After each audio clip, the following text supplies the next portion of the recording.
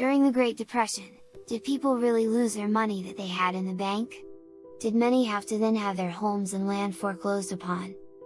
How was this legal, that the banks could take their money, homes, and land? People most assuredly did. Here's the thing. Banks make money by loaning out the money that people put into them. That's how the whole model works. That's generally pretty stable.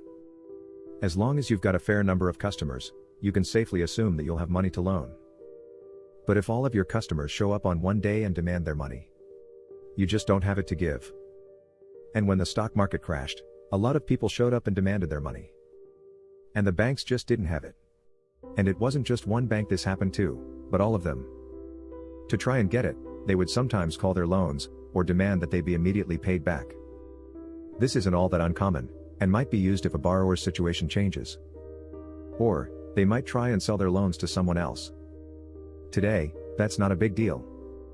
Another lender will happily buy the loan instead, and you'll have to send your mortgage check to somebody else.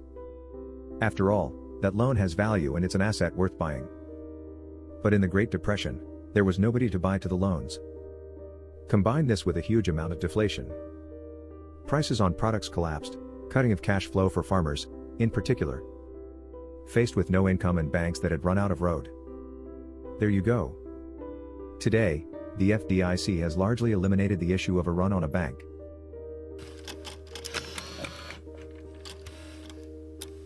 What was farming like in the Great Depression? The Great Depression was a period of deflation. Prices on commodities went down while the value of the dollar increased. Farmers struggled with low prices all through the 1920s. But after 1929, things began to be hard for city workers as well. After the stock market crash, many businesses started to close or to lay off workers. Many families did not have money to buy things, and consumer demand for manufactured goods fell off. Fewer families were buying new cars or household appliances. People learned to do without new clothing. Many families could not pay their rent. Some young men left home by jumping on railroad cars in search of any job they could get. Some wondered if the United States was heading for a revolution. During World War I, farmers worked hard to produce record crops and livestock. When prices fell, they tried to produce even more to pay their debts, taxes, and living expenses. In the early 1930s, prices dropped so low that many farmers went bankrupt and lost their farms.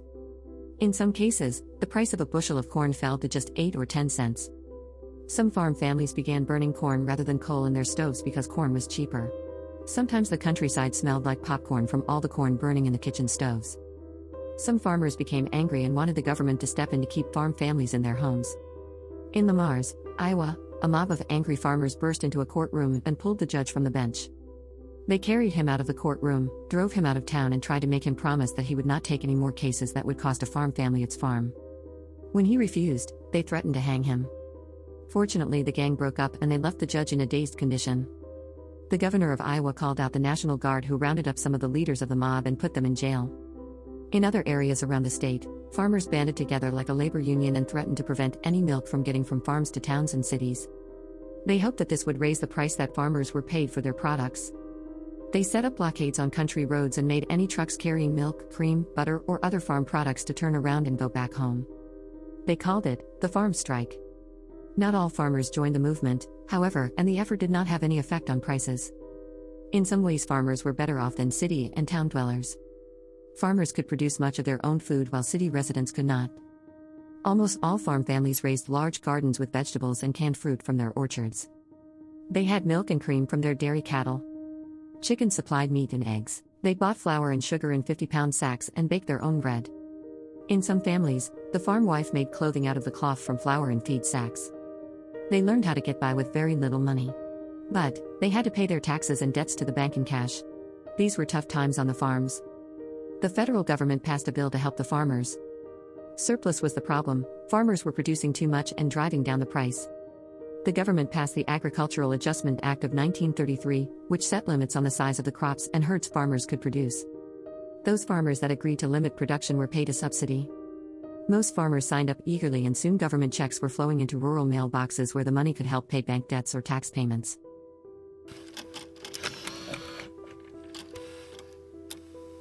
How did most companies operate during the Great Depression? Many came through the Depression stronger than before. They saw opportunities and took advantage of them. Certain industries like utilities, the movie industry, and breweries flourished. Some consumer companies like Procter & Gamble thrived. Things were tough at first when mainstay grocery customers started cutting their orders and inventories piled up. Pang apparently realized that even in a depression there were things people would still need, such as soap, though, so they might as well buy it from Procter & Gamble. Contrary to logic, instead of throttling down its advertising efforts to cut costs, the company actively pursued new marketing avenues, including commercial radio broadcasts. One of the best tactics involved sponsoring daily radio serials aimed at homemakers, the company's core market. In 1933, Pang debuted its first serial, Occidental's Own Ma Perkins, and women around the country quickly fell in love with the tales of the kind widow. This particular program was so successful that Pang started cranking out similar programs to support its other brands, and by 1939, the company was producing 21 radio shows and pioneering the soap opera. In 1950, Pang made the first ongoing television soap opera, The First 100 Years. Thank you for joining us. Make sure to subscribe and click the like button. When the stories run out, make sure to flip the tape over to continue. Adios, amigos.